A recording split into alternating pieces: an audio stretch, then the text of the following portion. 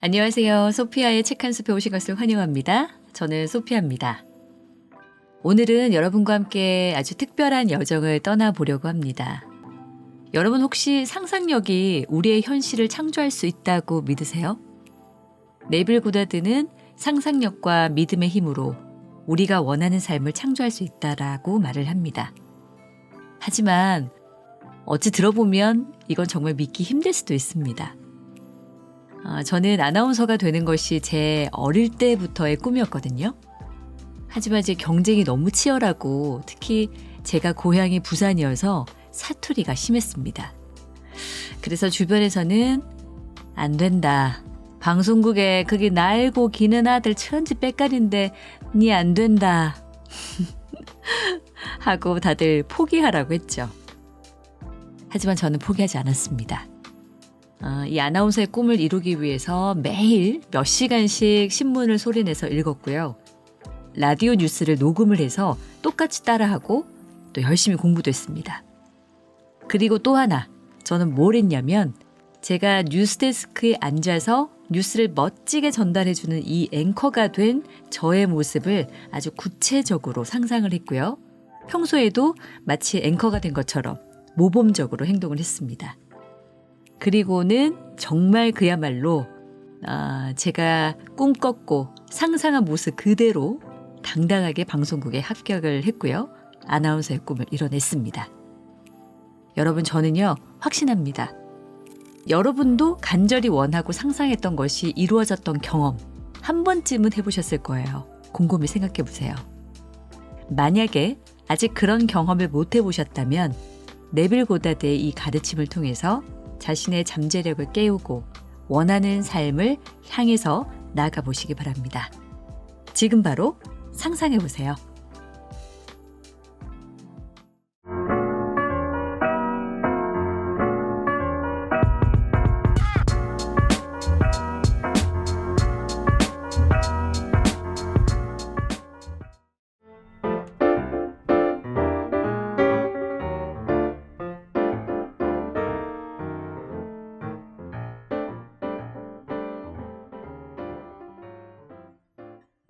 대략 15년 전 아내와 저는 한 부지를 구입하여 2층 건물을 지었습니다. 이 건물에는 우리의 사무실과 거주 공간이 마련되었으며 부지에는 나중에 건물을 지을 수 있도록 충분한 공간을 남겨두었습니다. 그동안 우리는 모기지 상환에 바빴고 그 기간이 끝난 후에는 우리가 간절히 원하던 건물을 짓기 위한 자금이 없었습니다. 사실 우리가 하는 사업을 위해 모아놓은 예금이 꽤 있었지만 새로운 건물을 짓는데 이 돈을 쓰면 사업이 힘들어질 수 있겠다는 생각이 들어 쓰지 않기로 했습니다. 하지만 상상력을 효과적으로 활용한다면 돈 한 푼 없이도 원하는 것을 얻을 수 있다는 것을 배웠던 것이 떠올랐습니다. 그래서 우리는 선생님이 가르친 방법을 시험해 보기로 결정하고 돈에 대한 생각은 전혀 하지 않고 우리가 세상에서 가장 이루고 싶어하는 건물에만 집중하기로 했습니다.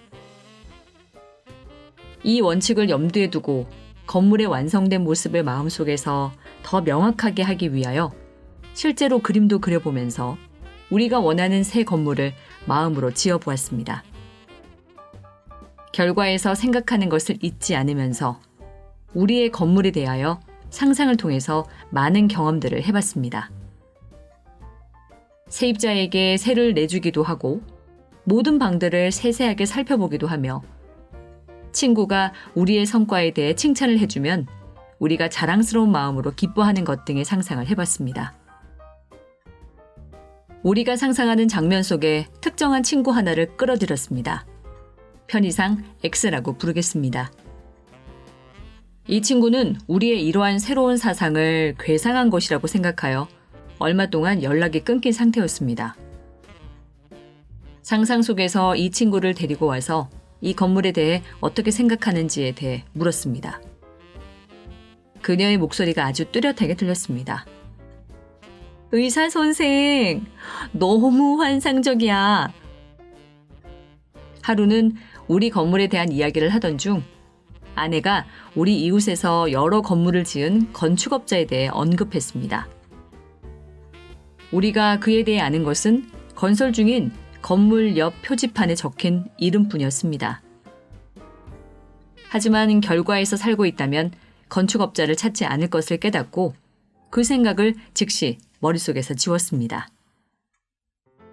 몇 주에 걸쳐서 매일같이 상상하는 시간을 계속 보내자 우리 부부는 이제 원하는 것에 완전히 융화되었고 성공적으로 결과에서 살고 있다는 것을 느꼈습니다. 어느 날 한 낯선 사람이 우리 사무실에 찾아와서 인사를 했습니다. 아내가 몇 주 전에 언급했던 건축업자였습니다. 망설이는 투로 왜 여기에 찾아오게 됐는지 모르겠습니다. 평소에는 제가 사람을 만나러 가지는 않고 사람들이 오히려 저를 찾는데 말이죠. 라고 말했습니다. 그는 이곳을 지나다니면서 왜 이 땅 모퉁이에는 건물이 없는지 궁금했다고 말했습니다. 우리도 그곳에 건물을 짓고 싶었는데 계획을 실행에 옮길 만한 돈이 없고 그게 설사 몇백 달러밖에 들지 않는다 해도 여유가 없다고 말했습니다.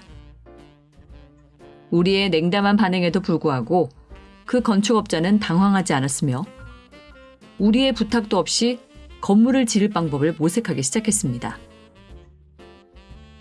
그 일을 잊고 있었는데 며칠 후 그가 다시 찾아와 건물 계획이 완성되었고 비용이 3만 달러가 될 것이라고 말했습니다.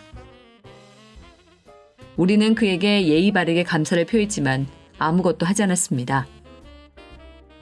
우리는 이미 완성된 건물에 대한 상상 속의 결과 속에서 살고 있었으며 상상력이 외부 도움 없이 그 건물을 완벽하게 만들어낼 것임을 알고 있었습니다. 그래서 다음 날 그가 찾아와 우리의 요구에 거의 완벽하게 부합하는 설계도를 파일에서 찾았다고 말했을 때 놀라지 않았습니다. 이것은 새로운 설계도에 대한 수수료를 절약할 수 있다고 했습니다. 우리는 다시 감사를 표했지만 아무런 행동도 취하지 않았습니다. 현실적으로 사고하는 사람들은 문제 해결에 대해 이렇게 무관심한 반응을 보인다면 어떠한 해결책도 찾을 수 없을 것이라고 말할 것입니다. 그러나 이틀 후 건축업자가 다시 찾아와 필요한 대출을 해줄 수 있는 금융회사를 찾았다고 말했을 때도 우리는 아무런 조치를 취하지 않았습니다. 놀라운 제안이었지만 우리는 아무것도 하지 않았습니다. 왜냐하면 우리에게 그 건물은 이미 완성되어 있고 모든 임대료가 지급되었으며 상상 속에서 이 건물을 짓는데 단 한 푼도 들이지 않았기 때문입니다. 이 이야기의 뒷부분은 이상한 나라의 앨리스의 후속편처럼 들립니다. 건축업자는 다음 날 우리 사무실을 찾아와 선물을 주듯이 말했습니다. 당신들은 어쨌든 새 건물을 가지게 될 겁니다. 저는 나머지 대출금을 직접 자금 조달하기로 결정했습니다. 동의하신다면 제 변호사가 계약서를 가져올 것이고 당신들은 임대 수익으로 저에게 갚으시면 됩니다. 이제야 우리는 행동을 취하기 시작했습니다. 계약서에 서명을 했고 곧 건물이 세워지기 시작했습니다. 완공되기 전까지 대부분의 아파트는 임대되었으며 완공되는 날까지 거의 모든 곳에 계약이 끝났습니다. 지난 몇 달 동안 일어났던 기적같이 보이는 일들 때문에 전율을 느끼고 있어서 잠시 동안 상상 속의 완벽한 그림에 결함이 있다는 사실을 알아차리지 못했습니다. 하지만 이 모든 것을 상상의 힘을 이용해서 이루어냈다는 것을 알기 때문에 곧 이런 결함을 보정하기 위해 다른 장면을 상상하는 것에 착수했습니다. 우리는 사람들에게 방을 보여주며 그들이 우리가 계약하겠어요 라고 말하는 것을 상상하는 대신에 상상 속에서 이미 그곳에 이사온 세입자를 방문했습니다. 상상 속에서 그들은 우리에게 방을 보여주면서 만족스러운 평가를 했습니다.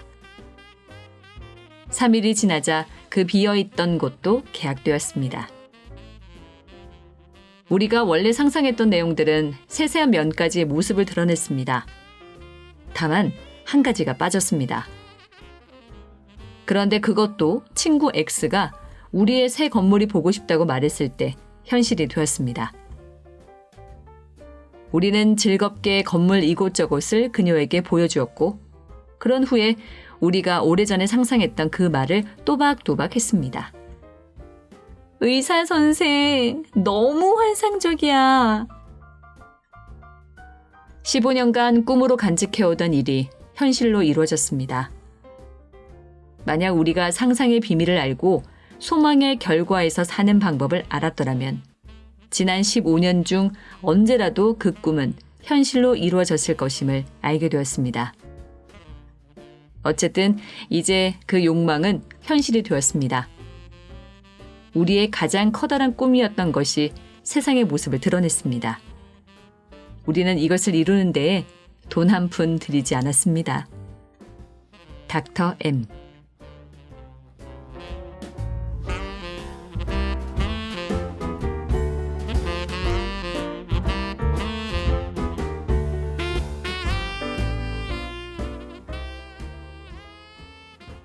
몇 달 전 남편은 집을 내놓기로 했습니다.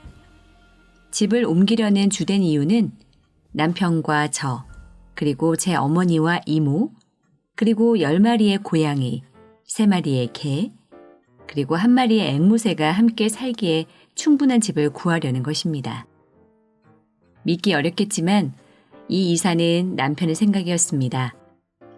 남편은 저희 어머니와 이모를 좋아했는데 제가 대부분의 시간을 친정에서 보내니까 친정과 합쳐서 세금을 하나로 줄이는 것이 어떻겠냐고 제게 제안했습니다. 저는 굉장히 좋았습니다. 그런데 새로 구해야 할 집은 규모나 위치, 구조, 모든 것을 생각해 볼 때 아주 특별해야 했습니다. 왜냐하면 같이 사는 사람들 모두에게 사생활이 보장되어야 하기 때문입니다.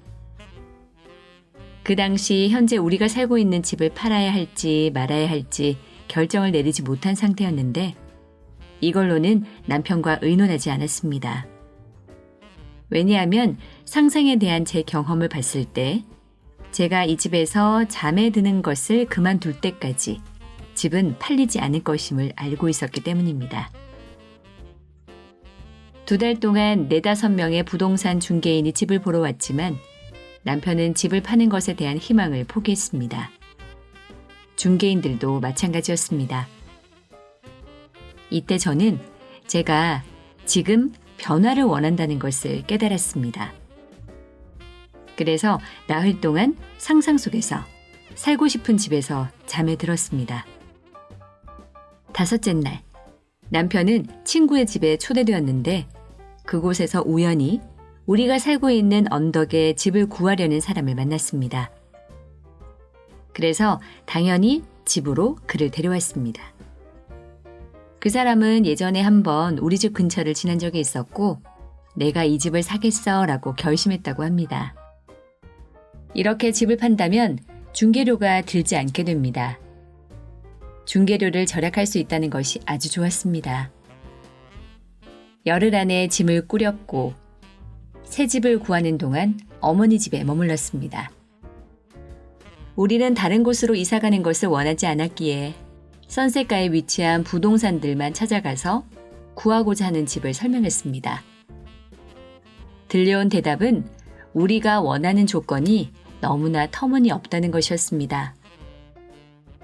영국풍의 오래된 집에 2개의 독립된 거실과 2개의 독립된 건물, 하나의 서재가 있는 데다가 특정한 지역에 위치하면서 평평한 작은 언덕 위에 지어져 있어야 하고 커다란 개들이 있을 만한 충분한 정원이 있는 집을 찾는다는 것은 조금도 가능성이 없다고 말했습니다. 게다가 우리가 지불할 수 있는 가격을 말해줬더니 그저 우리를 슬픈 눈으로 쳐다봤습니다.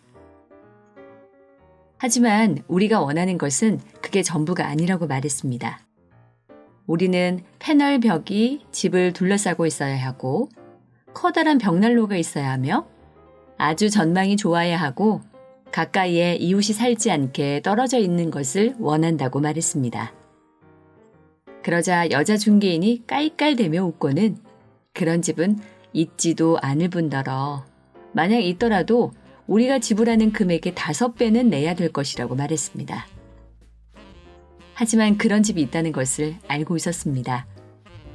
왜냐하면 저의 상상력은 그 집에서 잠들었고 상상력이 바로 나라면 저는 실제로 그 집에서 잠에 든 것이기 때문입니다. 둘째 주에 우리는 5군데 부동산을 지치게 만들고 6번째 부동산을 들렀습니다. 그곳에서 조용하게 있던 한 명의 중개인이 킹스로드에 있는 곳을 보여주는 건 어때? 라고 말했을 때 옆에 있던 중개인은 그를 힐난하는 눈으로 쳐다봤습니다. 다른 중개인은 기분 나쁘게 웃으면서 말했습니다. 그곳은 심지어 팔겠다는 리스트에 올라와 있지도 않아요. 아유, 게다가 그 노부인은 당신들을 내쫓아버릴걸요? 그녀는 2에이커를 가지고 있지만 그걸 나눌 생각이 없다는 걸 알잖아요. 그런데 그녀가 무엇 때문에 그 땅을 나누려 하지 않는지에 대해서는 몰랐습니다. 하지만 그 거리는 제가 가장 살고 싶었던 곳이었기 때문에 흥미가 솟았습니다. 그래서 그냥 재미삼아라도 한번 보여달라고 부탁했습니다. 차를 타고 그곳으로 이동했고 개인 도로에 접어들자 삼나무와 벽돌로 지어진 영국풍의 거대한 2층 집이 보였습니다. 큰 나무로 둘러싸여 있었고 건물의 많은 창들을 통해 밑으로는 도시가 보이는 작은 언덕에 세워진 외떨어진 집이었습니다. 정문으로 들어갈 때 묘한 흥분을 느꼈고 기품 있어 보이는 아주머니가 반갑게 맞이해 주었습니다. 들어선 순간 이제까지는 본 적 없는 가장 세련된 실내가 눈앞에 펼쳐져 있어서 숨이 턱 막히는 기분이었습니다. 단단한 삼나무 벽과 거대한 벽난로가 커다란 삼나무 대들보가 있는 28피트나 되는 아치형 천장에서 만나고 있었습니다. 방은 디킨스의 소설에서 나온 듯했고 위층 주방의 발코니에는 크리스마스 캐럴이 흘러나오는 듯했습니다. 성당에서나 볼 수 있는 거대한 창문에는 하늘과 산, 그리고 저 아래쪽에 펼쳐진 도시의 풍경을 비추고 있고 아름답고 오래된 삼나무 벽은 햇빛을 받아 반짝였습니다. 아주머니는 서재와 따로 분리된 입구며 안뜰과 연결된 아래층의 건물을 보여줬습니다. 2개의 계단은 2개의 독립된 침실과 독립된 세면실로 연결되어 있고 그 끝에는 나무들과 삼나무 펜스로 가려진 2번째 안뜰로 향하는 2번째 거실로 이어져 있었습니다. 이 집이 아름다운 풍경을 가진 2에이커의 대지 위에 세워진 것을 보고 왜 중개인이 그녀는 부동산을 나누지 않을걸요 라고 말했는지 이해할 수 있었습니다. 하나의 에이커는 거대한 수영장과 수영장에 딸린 집이 본체와는 따로 떨어져 있었지만 의심할 여지 없이 본체에 속해 있기 때문입니다. 우리가 수영장에 딸린 집을 포함해 2에이커 모두를 사기에는 높은 세금을 감당할 수 없었습니다. 집을 떠나기 전에 화려한 거실을 지나 걸었고 한 번 더 위층으로 올라가 주방의 발코니에 올라갔습니다. 뒤를 돌아서 밑을 내려다봤을 때 남편이 벽난로 옆에서 담배를 들고서 흡족한 얼굴을 하고 있는 것을 볼 수 있었습니다. 발코니 난간을 잡고는 잠시 동안 남편을 쳐다봤습니다. 우리는 다시 부동산 사무실로 돌아왔고 3명의 중개인은 문 닫을 준비를 했습니다. 그런데 남편이 그들을 붙잡고 이야기했습니다. 그 부인에게 제안을 한번 해봅시다. 어쩌면 그분이 부동산을 나눌 수도 있을 겁니다. 우리가 잃을 게 뭐가 있어요. 부동산 중개인 한 명은 말없이 사무실을 떠났습니다. 또 다른 중개업자가 말했습니다. 아이, 어리석은 생각이에요. 우리와 처음에 얘기했던 중개인이 말했습니다. 잊어버려요. 그냥 꿈 같은 이야기예요. 남편은 쉽게 포기하지 않았습니다. 그때는 정말 세상에 이렇게 질긴 사람이 또 있을까라는 생각이 들 정도였습니다. 남편은 화가 난 듯했습니다. 앉으면서 책상을 치면서 고함을 쳤습니다. 우리의 제안을 전하는 것이 당신들이 할 일이에요. 그렇죠? 중개업자들은 그건 맞는 말이라 했고 결국 우리의 제안을 전하기로 했습니다. 우리는 집으로 돌아왔습니다. 그리고 그날 밤 상상 속에서 주방의 발코니에 서서 남편이 벽난로 옆에 서 있는 것을 봤습니다. 남편은 제가 있는 곳을 보더니 제가 말했습니다. 우리의 새 보금자리가 마음에 들어? 너무 좋아. 그리고 저는 잠들 때까지 아름다운 방을 보고 남편을 보고 제가 발코니에 난간을 잡고 있는 것을 계속 느꼈습니다. 다음 날 식사를 하고 있을 때 전화벨이 울렸습니다. 중개인은 자신도 믿기지 않는다는 목소리로 집주인이 우리의 제안을 받아들였다고 말해줬습니다. 집주인은 부동산을 둘로 나누고 그 집과 땅을 우리가 제안한 가격에 팔겠다고 했습니다. JRB 토기장이 그대는 일어나 토기장이의 집으로 내려가서 내가 그곳에서 그대에게 할 말을 들으라고 말하시니 내가 토기장이의 집에 내려갔더니 토기장이가 물레들 위에서 작업하는 것이 보이더라.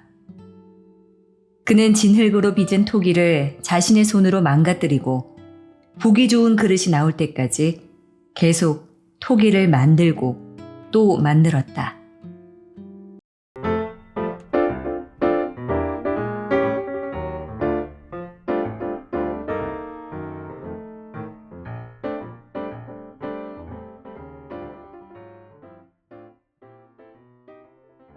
(7월) 말경 재정적으로 부담이 되었던 토지를 팔기 위해 부동산 중개인에게 편지를 썼습니다. 그에게서 돌아온 답변은 그 지역에서 땅을 판다는 것이 얼마나 힘든가에 대한 이유들이었습니다. 그리고 올해가 지날 때까지 기다려야 한다고 말했습니다. 목요일에 편지를 받았는데 저는 이 편지를 상상 속에서 다시 새롭게 썼습니다. 제가 갖고 있는 토지의 목록을 중개인이 보기 원한다는 편지로 바꿨습니다. 이렇게 새롭게 쓴 편지를 상상 속에서 읽고 또 읽었습니다. 그리고 선생님의 책 씨 뿌릴 때 수확할 때에 나오는 제작자, 작가, 감독, 배우라는 4명의 전능한 존재를 이용해서 상상 속의 드라마를 펼쳤습니다. 상상 속의 무대에서 저는 제작자로서 이 토지는 이윤을 남기고 팔릴 것이라는 주제를 설정했습니다. 이어서 작가로서 저는 부동산에서 중개인과 악수를 하며 감사합니다 사장님이라고 말하는 장면을 구상했습니다.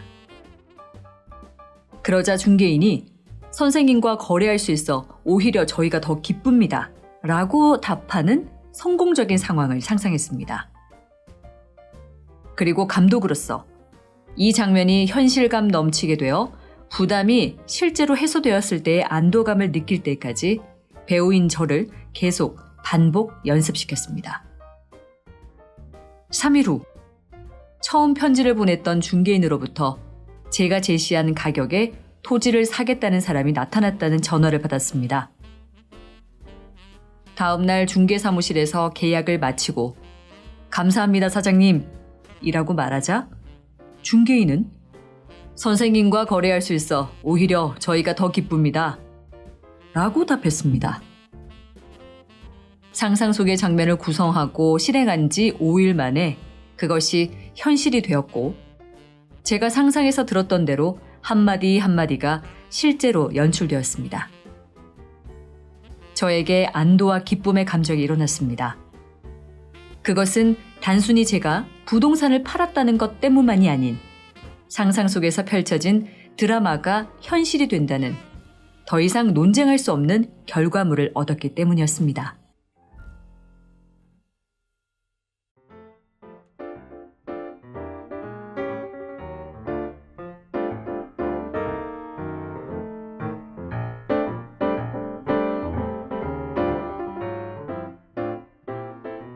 지난 8월 친구의 소개로 만난 한 남자에게 마음이 갔습니다. 이런 일이 가끔 일어난다는 건 알고 있었지만 저에게 일어날지는 몰랐죠. 그는 제가 꿈꿔온 이상적인 배우자였습니다. 그 황홀한 만남이 있고 이틀 후 일 때문에 이사를 가야 했고 저를 소개해준 친구도 다른 곳으로 이사를 갔습니다. 그 남자는 제 새 주소를 모를 거라 생각했고 심지어 제 이름조차 기억할지 확신할 수가 없었습니다. 선생님의 강의 후 제 상황을 선생님에게 말씀드렸습니다. 다른 사람들과의 데이트는 많았지만 이 남자만큼은 잊을 수 없었습니다. 선생님의 강의는 우리의 일상을 교정하는 것에 대한 것이었고 선생님이 말씀하신 대로 매일의 일과를 교정하기로 결심했습니다. 그날 밤 잠들기 전에 지금처럼 다른 3명의 친구들과 집을 같이 쓰면서 잠든 것이 아니라 완전히 다른 침대에서 결혼한 상태로 잠에 드는 것을 느꼈습니다. 상상 속에서 왼손에 결혼 반지를 돌리며 정말 멋져.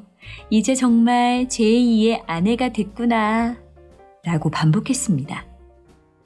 이 깨어있는 꿈을 꾸며 잠에 들었습니다. 이 상상을 한 달간 매일 밤 반복했습니다. 10월 첫 주, 그가 저를 찾아왔습니다. 두 번째 만남에서 저는 제 꿈이 현실로 자리 잡았음을 알았습니다. 선생님은 우리에게 욕망이 현실이 될 때까지 소망하는 결과에서 살라고 가르쳤습니다. 그가 저에 대해 어떻게 느끼는지 몰랐지만 저는 매일 밤 꿈이 이루어진 것처럼 살았습니다. 결과요? 11월에 그는 제게 청혼을 했습니다. 그리고 1월에 약혼을 했고 5월에 결국 결혼에 골인했습니다. 하지만 가장 멋진 건 제가 꿈꾸던 것보다 지금 더 행복하다는 겁니다.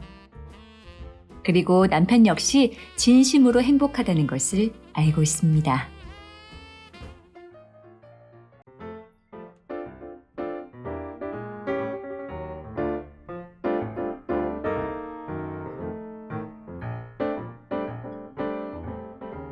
제가 소유한 담보에 문제가 생겨 제대로 회수가 어려워졌을 때 선생님의 강연을 듣고 있었습니다.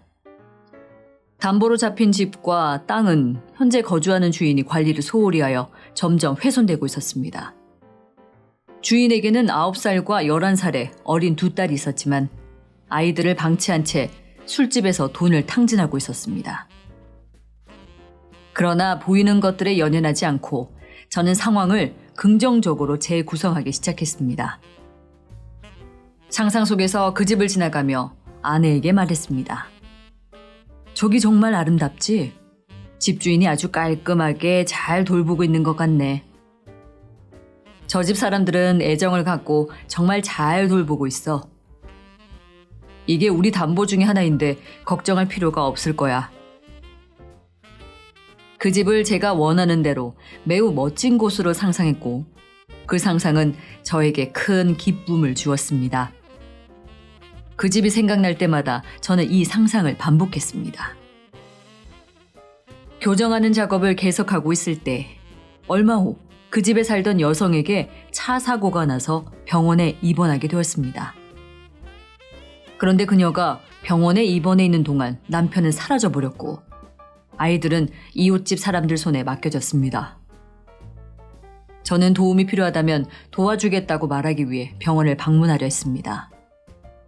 하지만 상상 속에서 제가 봤던 장면은 그녀와 그녀의 가족이 행복하다고, 성공했다고, 기쁘다고 분명히 말하는데 어떻게 제가 병원에 가서 그런 말을 할 수 있겠습니까? 그래서 저는 매일매일 교정의 일만 계속하고 다른 행동을 취하지 않았습니다. 그녀가 퇴원한 지 얼마 지나지 않아 그녀와 2딸이 또 사라졌습니다. 그런데 땅에 대한 변제금이 보내졌고 몇 달 후에 혼인신고를 한 새 남편과 함께 그녀가 다시 나타났습니다. 지금 글을 쓰는 동안 현재까지 받아야 할 돈은 완벽하게 지급되었습니다. 두 딸은 사랑을 받으면서 행복하게 잘 살고 있습니다. 게다가 그 집 주인은 담보로 잡고 있는 부동산에 방 하나를 더 만들어 저의 담보도 하나 더 늘게 되었습니다. 문제를 해결하면서 어떠한 위협이나 불쾌한 말, 퇴거 조치도 없이 어린 딸들에 대한 걱정도 하지 않게 되어 기쁩니다. 그러나 제 상상이 그 여성을 병원으로 보내는 원인이 되었을까요?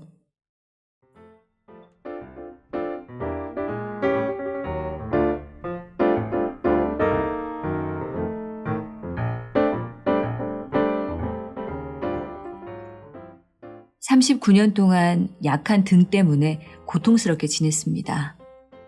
고통은 심해졌다가 수그러지기를 반복하긴 했지만 완전히 고통이 사라진 적은 없었습니다.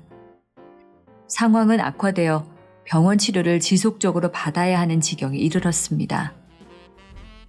병원 치료를 받는 동안 엉덩이를 교정해 주었지만 고통을 사라지게 하지는 못했습니다.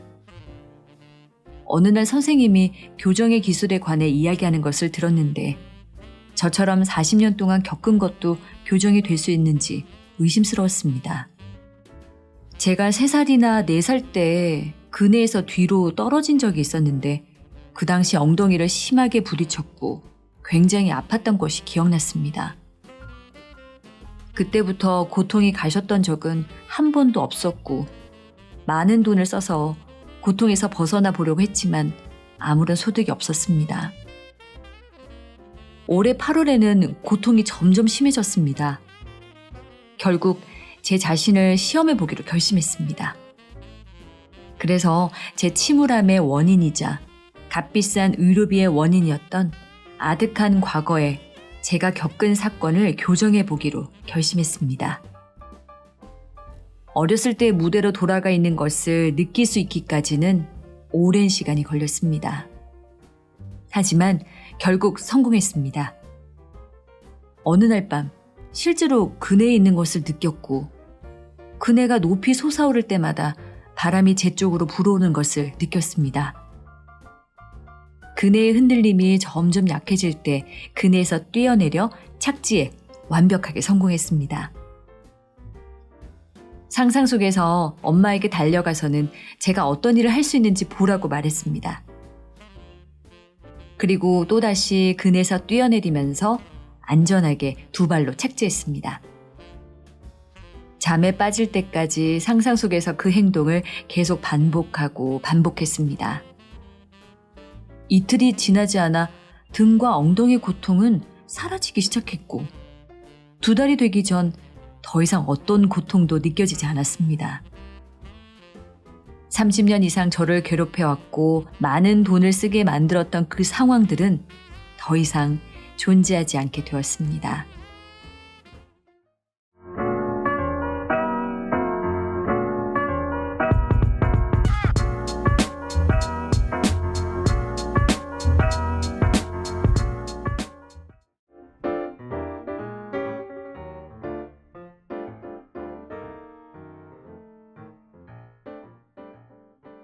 저에 대한 개인적인 이야기 2개를 하겠습니다.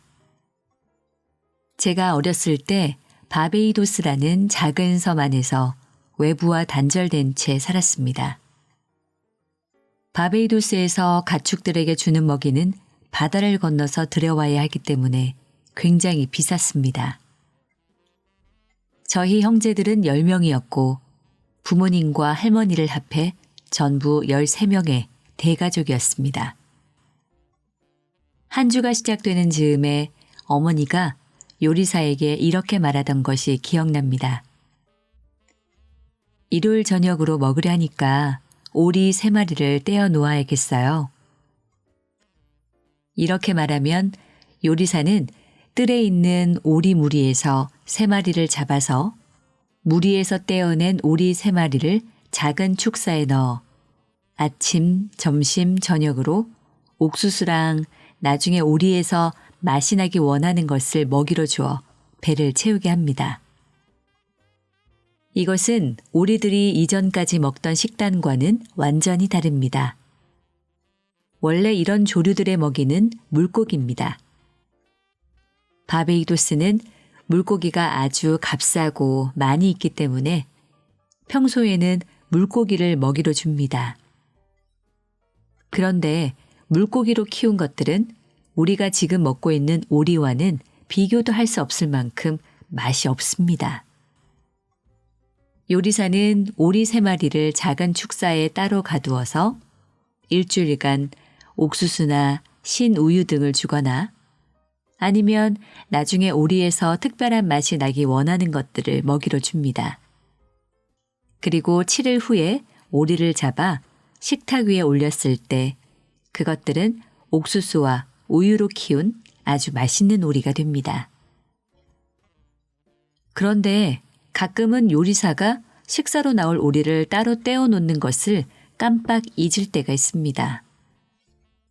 아버지께서는 평소 하던 대로 요리사가 따로 떼어 놓았을 거라 믿고는 물고기로 키운 3마리의 오리를 식탁에 올려놓습니다. 정말 물고기로 키운 오리들은 손도 댈 수 없을 정도로 맛이 없습니다. 인간은 생각하는 자로서 정신적인 존재입니다. 인간은 물질적인 음식을 먹고 형성된 존재가 아니라 정신적으로 제공된 음식을 먹고 형성된 존재입니다. 우리는 정신적으로 제공된 음식이 구체화된 존재입니다. 그 오리에게 아침에는 옥수수를 주었다가 점심에는 물고기를 주었다가 저녁에는 다른 것을 주고 이렇게 해서는 안 됩니다. 식단이 완전히 바뀌어야만 합니다. 우리의 경우에도 아침에는 명상을 하고 점심에는 누군가를 저주하고 저녁에는 또 어떤 다른 행동들을 해서는 안 됩니다. 우리는 새로운 마음의 식단에 들어가서 일주일 동안 마음의 음식들을 완벽하게 바꿔야만 합니다. 무엇에서든지 진실하며 무엇에서든지 정직하며 무엇에서든지 공정하고 무엇에서든지 순수하고 무엇에서든지 좋은 평판을 얻고 만약 어떤 덕이 있거나 어떤 칭찬할 것이 있으면 그것들을 생각하라. 사람은 마음 안에서 생각한 대로 그렇게 됩니다. 세상에 나타내고 싶은 마음의 음식을 골라내서 그것을 즐긴다면 그렇게 될 겁니다. 이젠 제가 왜 오늘날과 같은 일을 하고 있는지 말해보겠습니다. 1933년 뉴욕에서 나이 지긋한 친구 압둘라 밑에서 5년간 제 안에 쌓인 미신들을 히브리어를 배우며 풀었습니다. 바로 그때가 정말 제 안에 가득했던 미신이 저를 잠식하기 시작했던 시기입니다. 그에게 처음 갔을 때 저는 미신으로 가득 차 있었습니다. 저는 고기를 먹지 않았습니다. 물고기도 닭도 먹지 않았습니다. 살아있는 이런 종류의 것들은 아무것도 먹지 않았습니다. 성스럽게 되기 위해서 담배도 피우지 않았고 독신주의자의 삶을 살려고 노력했었습니다. 압둘라가 말했습니다. 자네가 미쳤다고 말하지는 않겠네. 그런데 네빌, 자네가 하고 있는 그런 것들은 모두 어리석은 것들이야. 하지만 저는 그것들이 어리석은 것들이라고 생각할 수는 없었습니다. 1933년 11월에 부모님께서 배를 타고 바베이도스로 떠날 때 뉴욕에서 작별 인사를 했습니다. 그 당시에 바베이도스를 떠난 지 12년이 지났던 때였지만 바베이도스가 보고 싶다는 생각이 들지 않았습니다. 저는 성공하지 못했었고 성공한 가족들을 보러 집에 간다는 것이 부끄러웠습니다. 미국에서 12년을 지냈지만 제 눈에도 제 자신이 실패자로 보였습니다. 극장에서 일했었고 1년에 걸쳐 돈을 벌면 그 다음 달에 다 써버렸습니다. 사람들의 기준으로 보나 제 자신의 기준으로 보나 저는 실패자였습니다. 11월에 부모님께 작별 인사를 나눌 때까지만 해도 바베이도스에 가고 싶은 생각이 없었다는 것을 기억해 주십시오. 부모님이 탄 배는 떠나고 제가 다시 뉴욕의 거리로 돌아왔을 때 저는 갑자기 바베이도스에 가고 싶다는 생각에 사로잡혔습니다. 그때가 1933년이었습니다. 직업도 없고 75번가의 제 작은 방을 제외하고는 갈 곳도 없었던 시기였습니다. 곧장 압둘라에게 가서 말했습니다. 정말 이상한 느낌이 들었어요. 12년 만에 처음으로 바베이도스에 가고 싶어졌어요. 그가 대답했습니다. 네빌, 만약 자네가 가고 싶다면 자네는 이미 그곳에 있는 것이네. 너무도 이상한 말이었습니다. 제가 분명 뉴욕의 72번가에 있는데 그는 제가 바베이도스에 있다고 말했습니다. 그에게 물었습니다. 무슨 뜻이죠, 압둘라? 제가 이미 갔다니? 그가 말했습니다. 정말로 가기를 원하나? 대답했습니다. 예. 그러자 그가 말했습니다. 자네가 이 문을 통해 나갈 때 이젠 더 이상 72번가 거리를 걷는 것이 아니네. 야자수와 코코넛이 줄지어져 있는 거리를 걷고 있는 중이네. 이곳이 바베이도스인 거지. 어떻게 그곳에 가게 될지에 대해서는 나에게 묻지 말게. 자네는 바베이도스에 있네. 이미 자네가 그곳에 있을 때 어떻게 라고 말하지는 않네. 자네는 거기에 있네. 이제 자네가 거기에 있는 것처럼 걸어 나가게. 멍한 채로 그의 집을 나왔습니다. 저는 바베이도스에 있습니다. 저는 돈이 없습니다. 저는 일자리가 없습니다. 옷도 잘 차려입지 않고 있습니다. 그러나 저는 바베이도스에 있습니다. 그는 우리가 논쟁할 수 있는 부류의 사람이 아니었습니다. 2주가 지났지만 처음 바베이도스에 가고 싶다고 말했을 때보다 더 나아진 것이 없었습니다. 그에게 말했습니다. 저는 전적으로 당신을 신뢰하고 있어요. 그런데 어떻게 돌아가고 있는지 보이지가 않습니다. 여행을 떠나기 위한 돈이 한 푼도 안 모였어요. 저는 저의 상황을 말하기 시작했습니다. 여러분은 그가 어떻게 행동했는지 알고 있습니다. 스페이드의 에이스 같은 흑인인데다가 터번을 머리에 걸치고 있습니다. 제가 거실에 앉아 있었는데 압둘라는 자리에서 일어나 자신의 서재로 들어가면서 따라오지 말라는 뜻으로 문을 쾅 닫았습니다. 들어가면서 그가 말했습니다. 나는 자네에게 말해야 될 것들을 모두 말했네. 12월 3일에 저는 압둘라 앞에서 다시 한번 제가 여행을 떠나는 것에 조금도 더 가까워지지 않았다고 말했습니다. 그는 다시 한번 이런 말을 했습니다. 자네는 바베이도스에 있네. 저는 크리스마스까지 바베이도스에 가고 싶었는데 그때까지 도착하는 마지막 배가 12월 6일 구 내리사항에서 출발하기로 예정되어 있었습니다. 12월 4일 직업도 없고 갈 곳도 없이 늦게까지 잠들어 있었습니다. 일어나 보니 문 밑에 바베이도스에서 온 편지 한 통이 도착해 있었습니다. 편지를 뜯어보자 작은 종이 하나가 나부끼며 바닥에 떨어졌습니다. 집어보니 $50짜리 수표였습니다. 저의 형 빅터에게서 온 편지였는데 내용은 이랬습니다. 나는 너에게 여기로 오라고 부탁하지는 않겠다. 네빌, 이건 명령이야. 우리 가족들 전부가 함께 모여 크리스마스를 지내본 적이 한 번도 없었다.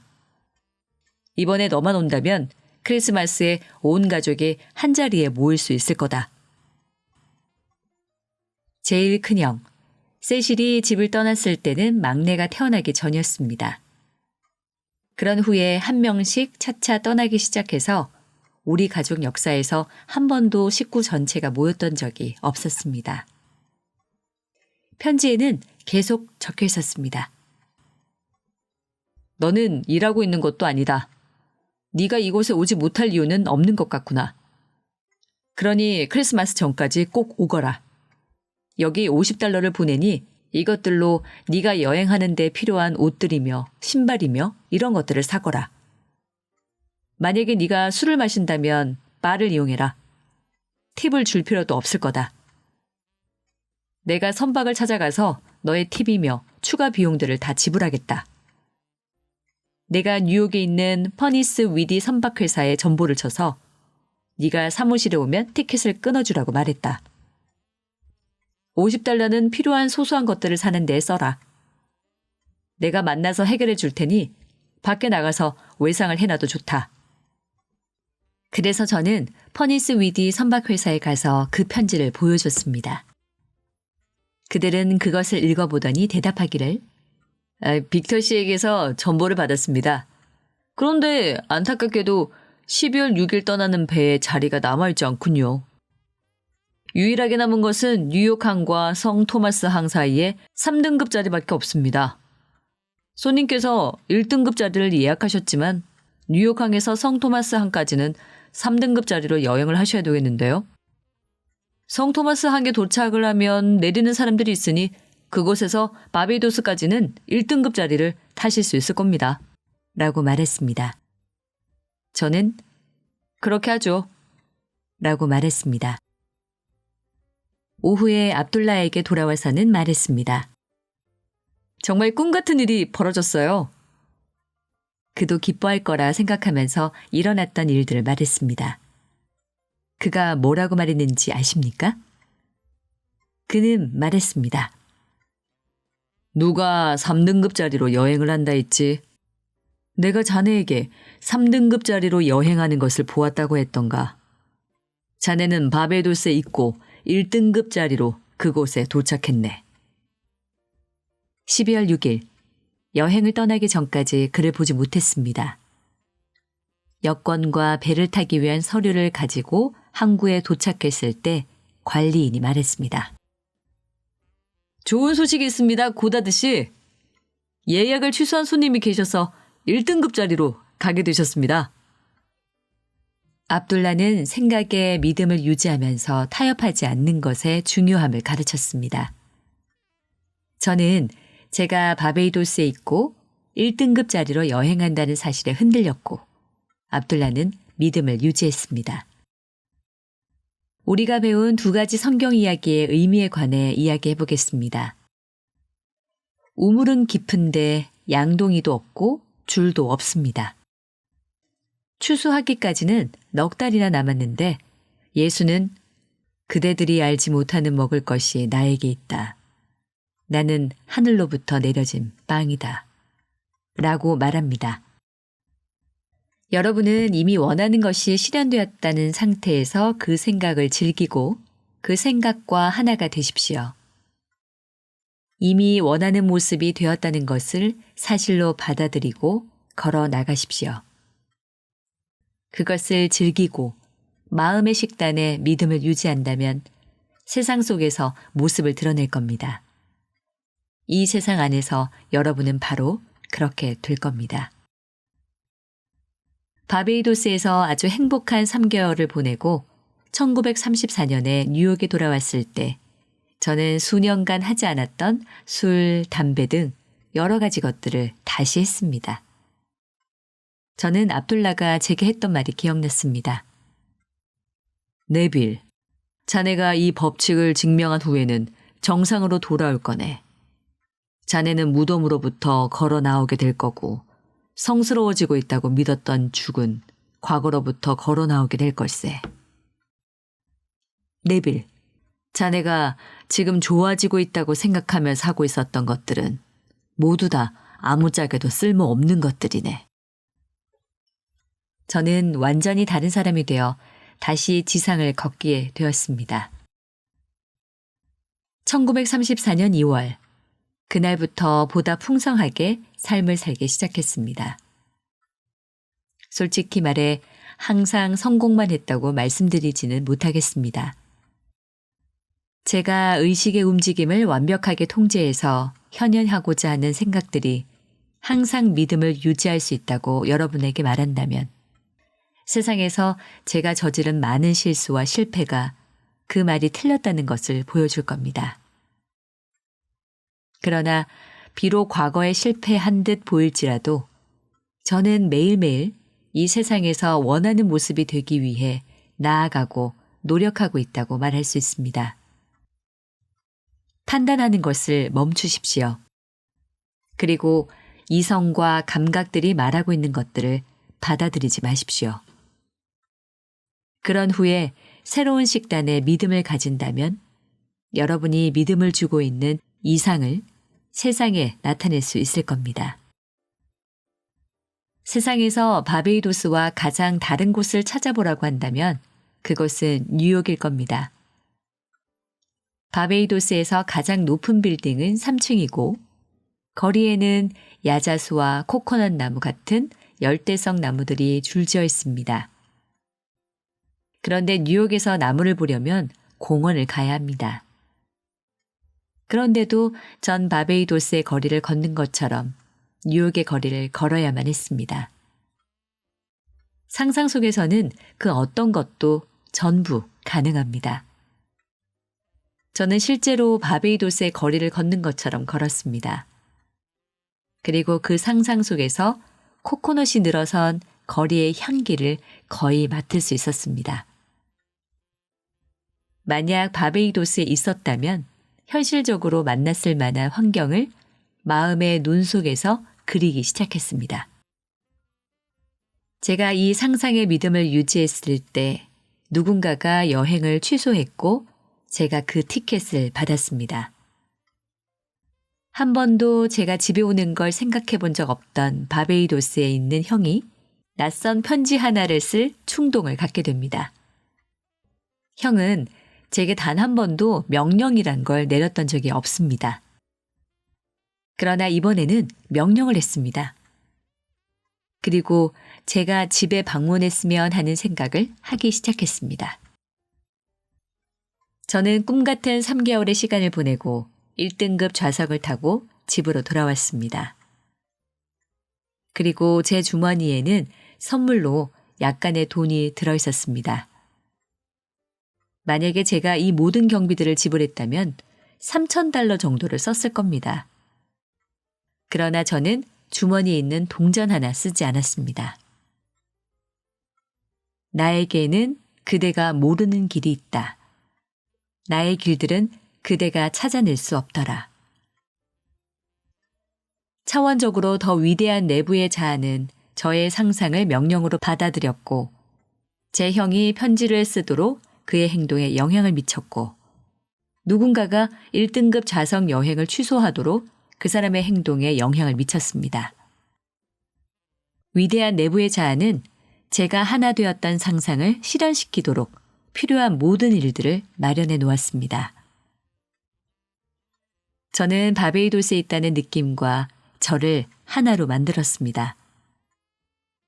마치 그곳에 있는 듯이 잠이 들자 주변 모든 사람의 행동들은 제가 상상한 것에 맞춰서 일어났습니다. 저는 퍼니스 위디 선박회사에 가서 승차권을 구걸하고 1등급 좌석을 예약한 사람의 취소를 부탁할 필요가 없었습니다.